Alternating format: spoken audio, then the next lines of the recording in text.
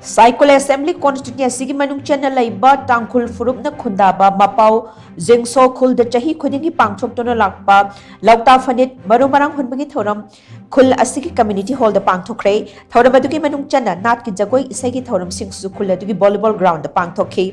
thoram adu da chief guest oina saruk yakeba indigenous people forum manipur ki president wungnau sang asang kasarna hai Mapau jingso khul asi Manipur da khwaidagi lunan ba khul ama oina sak khangnaraba tangkhul singna khundaba khul amani khul asigi leiriba awat apa sing asi mention biduna chawkhatpa khul ama oheningi Manipur da khundaminani ba kanglup phurup khudingmak amato oina nungsi sana na hingminasi haina mahna fawdokhe Akhoi Manipur da hojik thokliba mayam se ichino maitei sing da su akhoi da past da kari mistake tawrabra leirabra haibase realize opagi kunja matam du yaure tawda bani aigi chumani akhoi chumani atuni haibalo da khakta chapu kamda Manipur city picnic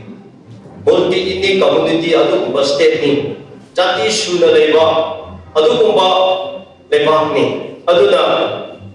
moina su realize tawraga aphaba achumba duda maya kare kai lebi no jati kuti bagda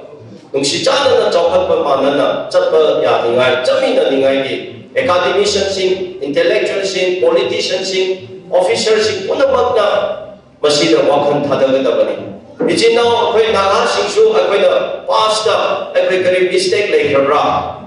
akhoi kari tawki da bra akhoi na kari tawk thokra aisu realize to matam hoi